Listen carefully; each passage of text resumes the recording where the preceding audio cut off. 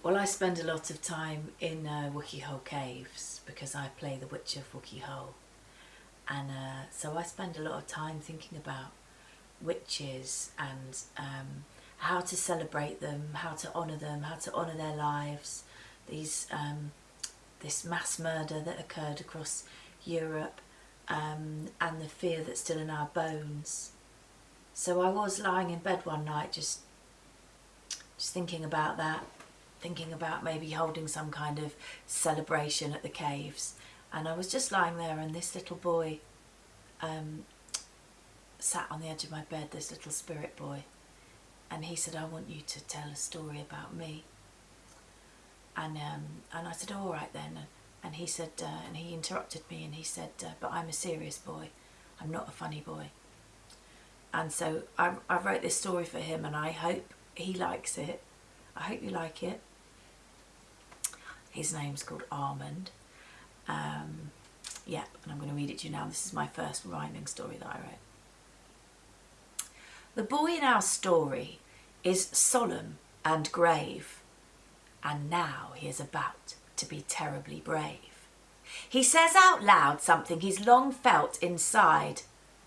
"I want to be a witch, not a wizard," then sighed. "The girls get to wear bright stripy long tights, ride high on broomsticks and light up the nights. I'm just a boy, and it's not very fair that I don't get fun clothes or to fly through the air. Beards are all fusty, they're just not for me. A witch with no whiskers is feisty and free." Lying in bed, full of sadness and doom, he suddenly cast his first spell from the gloom. "Come fetch me now quickly, right here in my room." Then in from the night came a witch on her broom. "Come on then," she cried to the sorrowful boy. "Hurry up, we've got a few folks to annoy." So Almond climbed on, then off they flew. Faster and faster they held on like glue. They rounded the cosmos, nudging earth, wind and star. He'd have put a coat on if he knew they'd go far. When they landed, young Almond, he wobbled and spun. He tripped on her cauldron and fell on his bum. "Watch out," said the witch. "I am making a spell." "Spell?" he asked. "Spell? Can I help as well?" "It seeks out your magic, expands it, makes more. Careful when stirring, don't spill on the floor. You'll not be a wizard, no long fusty beard. Let's make you a witch who's cherished and cheered." Almond was thrilled. He stirred and he stared. Then something scorched past in the chilly night air. "What's that?" he exclaimed as it zipped and zinged by. "That is a wizard. Yes, they too can fly. Look at him there, soaring past on an eagle. Quite a sight to behold. He is surprisingly regal." "An eagle," he blurted. "I bet he can zoom. Let's invite him over. I'd like to meet him soon." "Hello," said the Wiz, his beard brushing the ground. Poor Almond, so shy, could not make a sound. "You're making a potion, that I can see." "Yes," said the witch, "to make him like me."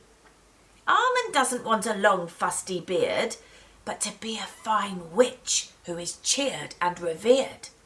The wizard's eyes widened. He stroked stubborn stubble. "These old wispy whiskers can get me in trouble. It's hard to keep beardy bristles out of my nosh. I do wear stripy tights when I go somewhere posh." The witch rolled her eyes. She'd had quite enough, so she showed baffled Almond her own facial fluff. "I don't want to send you into a tailspin, but I too have some hairs on my chinny chin chin." Night, bright cackling filled the air. Almond's confusion led to despair. Do I want to be a wizard with a fusty beard, or a hairy-chinned witch who is cheered and revered? Almond lit the finger he dipped in the brew. Genius struck. He knew what to do. I can wear fun tights, a beard or a hat. I know I am magical. I will leave it at that.